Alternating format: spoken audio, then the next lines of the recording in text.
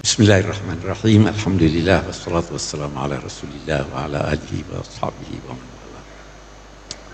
Kita sudah dengar dari saudara saya ini atau adik saya ini. Kita masih ingin mendengar banyak sebenarnya. Tema kita visi Al-Quran menyangkut menjawab tantangan zaman.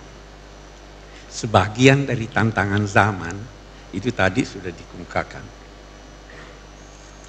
Saya bisa mengambil kesimpulan bahwa tantangan zaman kita antara lain adalah pemahaman agama yang benar. Itu kesimpulannya.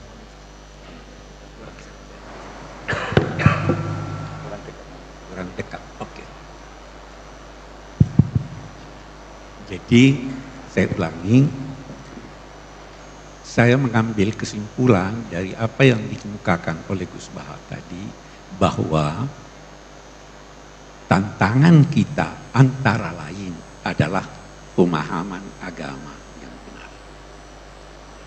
Kita bisa lanjutkan ini dengan mengambil kesimpulan umum, nanti saya akan berusaha merincinya. Tantangan kita itu adalah zaman itu sendiri. Zaman mempunyai tantangannya. Karena zaman berubah. Perubahan zaman itu menuntut kita untuk menyesuaikan diri dengan perubahan, tetapi tidak keluar dari nilai-nilai ajaran agama. Ini yang sulit. Nah, mari kita lihat, kalau kita kembali ke Al-Quran, mari kita lihat pokoknya apa, nanti kita lihat ujungnya di mana. Ini mengundang kita untuk bertanya, kita ini diciptakan Tuhan untuk apa tuh? Kita dapat jawabannya dari Al-Quran, inni ja'ilun fil ardi khalifah. Khalifah itu adalah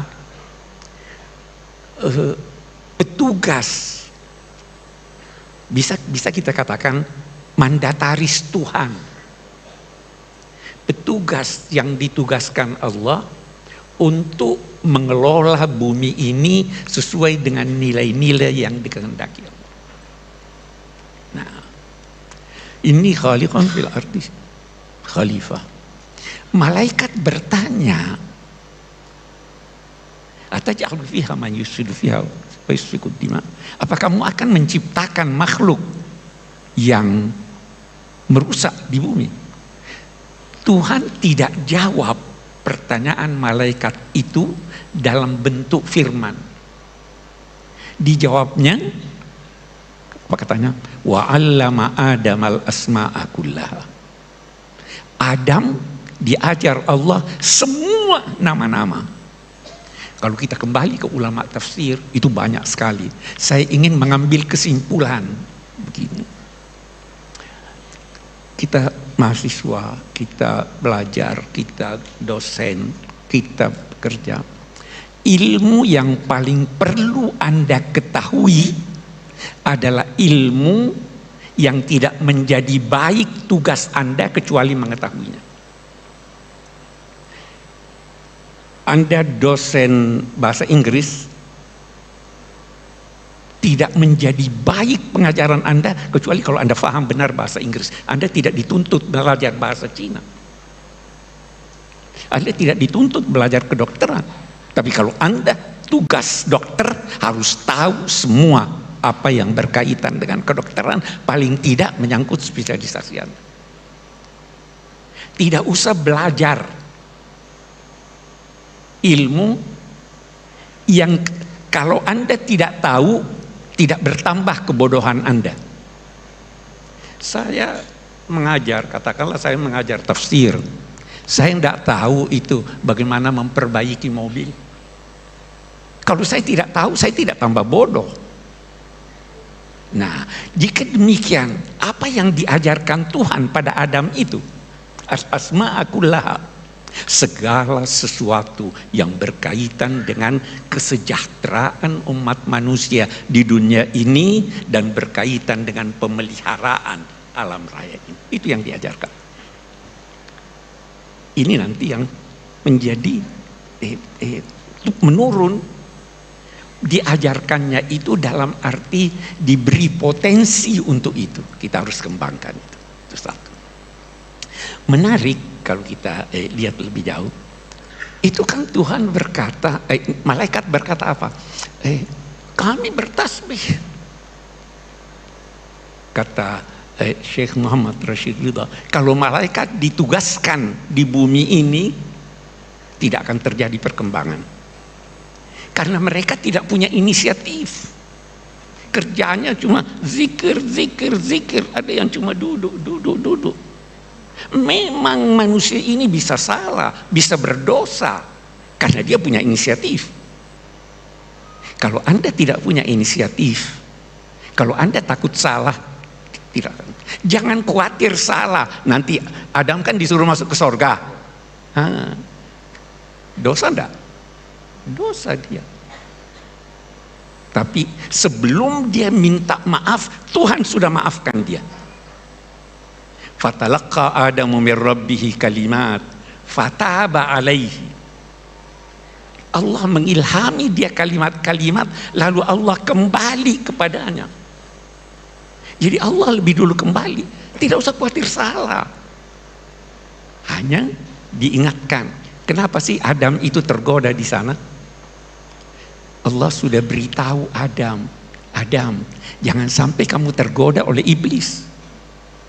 Menarik, ini lagi kita lihat. Waktu Tuhan berfirman pada Adam, la yukhrijannakuma minal jannati fatashqa. Jangan sampai setan ini, iblis ini menjadikan kamu keluar dari sorga sehingga engkau, wahai Adam, akan bersusah payah. Dia tidak berkata kamu berdua. Kenapa itu? Fatashqa, dia kata fatashqa ya. Karena suami berkewajiban memenuhi kebutuhan istrinya dalam 3 hal pokok. Apa itu? Sudah disebut kebutuhan pokok manusia. Innaka alla taju'a fiha wa la ta'ra wa la tazma'u fiha wa la tadha. Kamu di sorga tidak butuh pangan, tersedia. Tidak butuh minum, tersedia. Tidak butuh rumah, tempat bergaul, sudah tersedia. Tidak butuh pakaian, sudah tersedia. Kenapa sih Adam disuruh ke sana dulu? Diberi pengalaman. Wujudkan dunia ini seperti bayang-bayang sorga. Damai, kebutuhan pokok tersedia, jangan sampai tergoda iblis. Itu kan tantangan kita di sini. Sejak dini sudah dikatakan hati-hati. Adam tergelincir. Tahu penilaian Tuhan apa itu? Walaqad ahidna ila Adam fanasiya walam najid lahu azma. Ini jalan keluarnya. Anda bisa tertipu. Itu karena Anda lupa. Kenapa Anda lupa? Karena Anda tidak punya tekad. Sejak semula harus punya tekad. Itu sebabnya ada anjuran zikir. Itu ingat Tuhan. Ini kan yang terabaikan. Oke, kita lihat sekarang Adam melanggar. Tuhan ampuni dia sebelum dia disuruh turun. Jadi dia turun tidak dapat bawa dosa warisan. Waktu dia turun menarik lagi. Disuruh ihbitu minha jami'an fa imma ya'tiyannakum minni hudan faman tabi'a hudaya fala khaufun 'alaihim wala hum yahzanun. Turunlah kamu bertiga. Iblis, engkau wahai Adam, dan istrimu. Kamu saling bermusuhan. Iblis itu musuh abadi, tiada maaf baginya, dan dia pandai menggoda Anda. Kenapa Adam tergoda?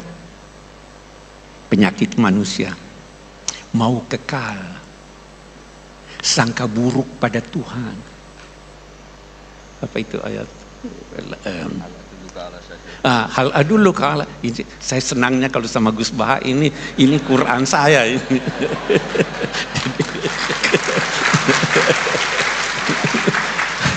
Hal adulluka ala syajaratil khuldi wa mulkin la yabla.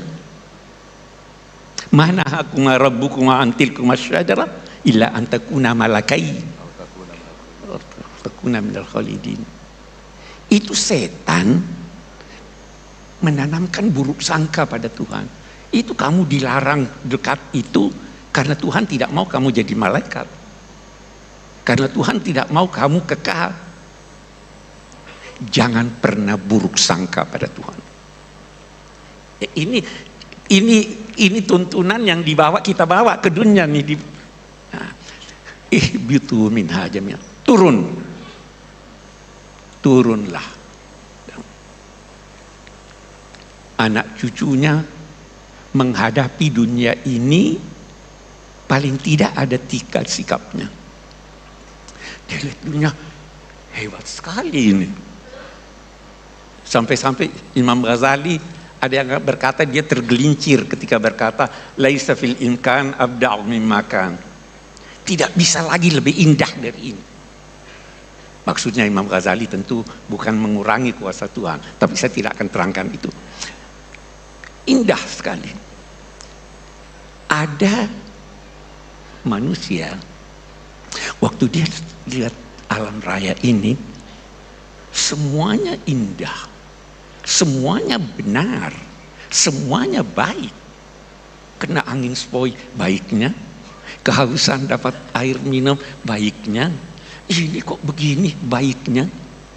Maka dia berusaha mencari apa yang terbaik dan menghimpun ketiganya. Di situ dia menemukan Tuhan.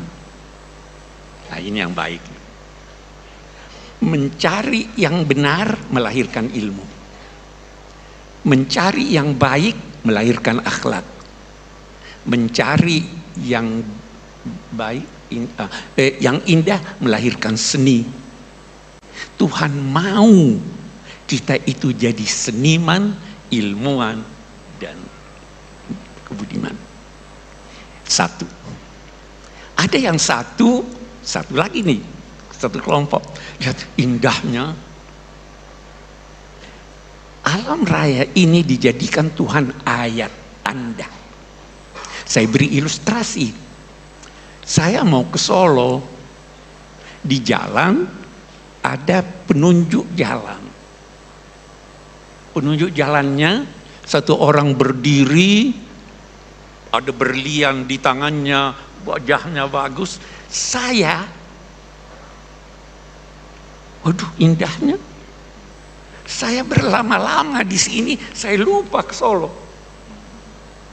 Ada orang begitu terpengaruh dengan keindahan dunia dan sebagainya, dia lupa bahwa itu sebenarnya petunjuk jalan. Ada yang begitu. Ada lagi yang berusaha menghimpun semuanya ini. Tapi dalam soal yang sama dia takut. Dia himpun, begitu hilang dia sedih. Begitu dia mau tidak dapat dia takut. Nah, ini yang banyak sekarang. Mau himpun sebanyak mungkin dan takut bahkan menyesal. Nah, karena itu yang terbanyak, Allah di dalam surat itu, imma ya'tiyannakum minni hudan faman tabi'a hudaya, tidak akan takut, tidak akan sedih. Anda tidak mungkin takut. Anda kehilangan, tidak sedih. Anda tidak dapat, tidak sedih. Anda dapat yang banyak, tidak angkuh. Itu tuntunannya. Sejak awal nih. Problema kita di sini nih. Oke, bagus. Masih ada waktu. Oke, kita lanjutkan. Turunlah di bumi. Sebenarnya bumi ini sangat indah. Bukan cuma indah, kait berkait. Kita baca surat Ar-Rahman. Ar-Rahman 'allama al-Qur'an, khalaqal insan 'allamahul bayan. Baru lihat.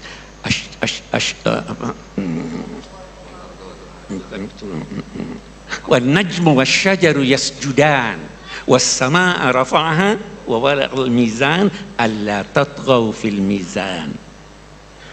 Kita lihat. Cobalah pandang bumi ini. Bagaimana dia kait berkait. Pohon yang memiliki batang berdampingan dengan rumput. Pohon yang besar tidak menzolimi yang kecil. Yang kecil tidak ganggu yang besar. Ada keserasian. Ada keserasian antara manusia dan pohon. Betul? Kita menghirup apa toh? Oksigen dilahirkan oleh pohon. Pohon membutuhkan karbon, kita keluarkan itu. Ada kerjasama. An-najmu wasyajaru yasjudan was samaa rafa'aha wa wada'al mizan. Langit ditinggikannya, tapi dia menetapkan timbangan supaya teratur jalannya ini. Wal arda wada'aha lil anam.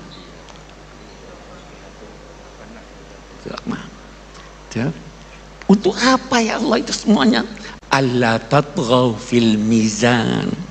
Jangan kalian melakukan sesuatu yang tidak benar menyangkut timbangan itu.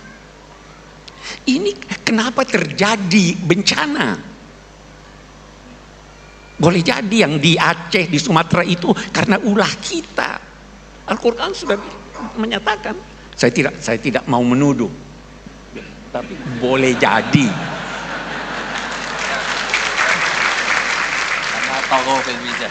Karena itu wala tatghaw fil mizan.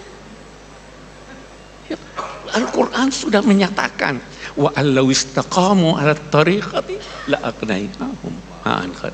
Kalau berjalan di sini, kenapa kita sakit? Karena tidak seimbang kita.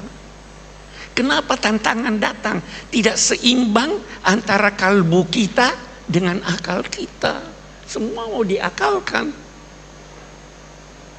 Itu zaharal fasadu fil barri wal bahr bima kasabat aydin nas. Sejak semula. Jadi atur keseimbangan. Obatnya keseimbangan. Seimbang dunia akhirat, seimbang ilmu dan iman, seimbang suami dan istri, seimbang dong. Jangan injak-injak istri. Jangan. Nah, ini tuntunannya. Ada keseimbangan itu. Nah, kita banyak problem. Nah, kita maju lagi, lihat bagaimana Al-Quran. Terjadi perubahan. Tidak semua manusia mengetahui segala sesuatu. Ada yang dia butuhkan tapi dia tidak tahu. Ada yang dia butuhkan tapi dia tahu, bisa mengolahnya. Nah, apa yang dibutuhkan manusia dari hidayat Tuhan yang dia tidak tahu, itu diimani. Iman itu beda dengan ilmu. Iman itu kerjanya hati. Ilmu itu kerjanya akal. Dua-dua kita miliki. Hati tidak bisa menciptakan cinta.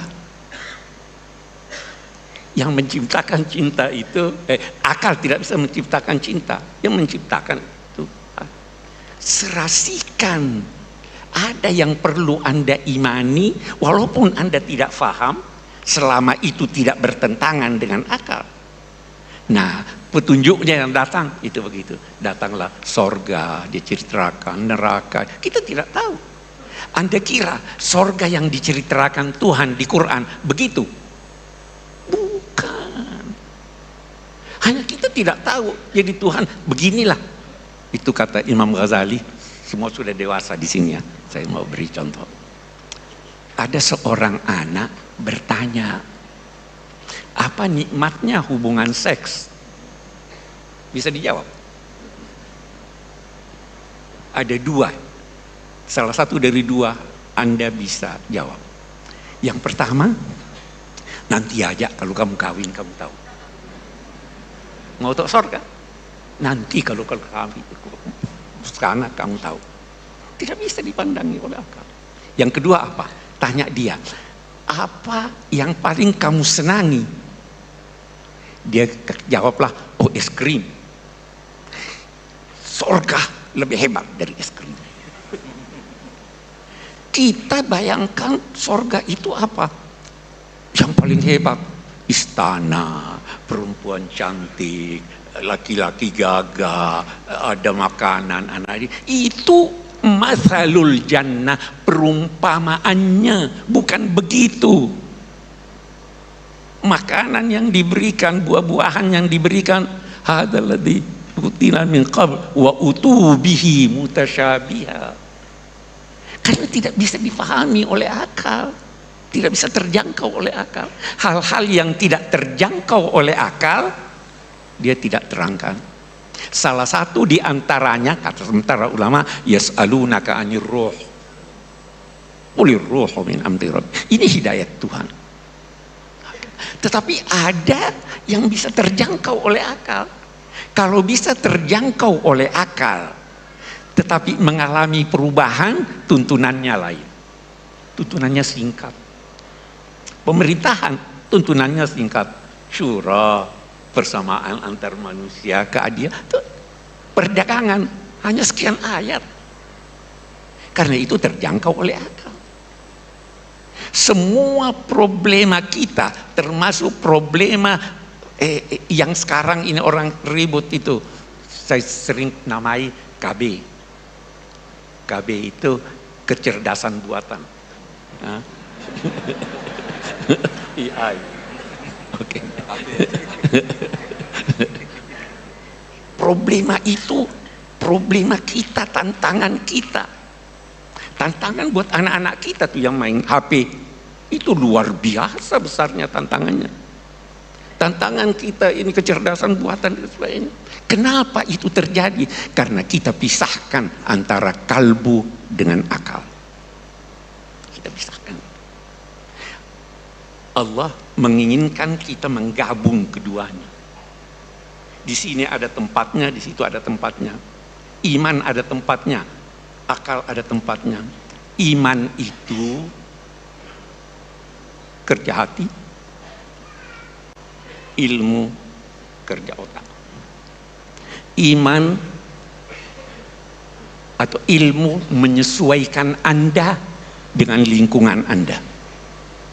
Iman menyesuaikan Anda dengan jati diri Anda. Iman revolusi internal. Ilmu revolusi eksternal. Iman menunjukkan arah yang Anda tuju. Ilmu mempercepat Anda sampai ke arah. Berbeda. Ini ilmu mempercepat kita sampai tujuan, tapi tujuannya salah karena tidak ada iman. Itu sebabnya Nabi berdoa, mengajarkan doa, Allahumma inni a'udzubika min ilmin la yanfa. Ilmu tapi tidak bermanfaat. Ini tantangan besar kita sekarang. Tantangan besar kita dalam konteks memahami agama ini. Memahami agama ada cara-caranya. Bukan setiap orang mau saya begini, buka apa namanya, buka internet, buka ini hukumnya begini. Enggak begitu dong. Semua, saya kembali berkata, semua problem, tantangan yang kita hadapi karena kita tidak seimbang dalam hidup kita. Kita tidak menggabungkan antara ilmu dan iman, kita tidak menggabungkan antara tuntunan wahyu yang tidak berubah dan tuntunan wahyu yang dapat mengalami perkembangan dalam penafsirannya. Kita masih mau pendapat lama. Itu sudah berubah zaman. Dulu perempuan tidak boleh jalan sendiri. Ya. Sekarang fatwanya sudah boleh. Anak-anak saya berangkat ke Amerika sendiri, perempuan lagi. Karena masih mau pakai yang lama. Ada perkembangan. Ini banyak sekali tantangan, ya, kemiskinan, ketidakamanan, penjajahan, kebodohan, terlalu banyak tantangannya. Jalan keluarnya kembali kepada tuntunan Allah dan Rasulnya. Wassalamualaikum warahmatullahi wabarakatuh.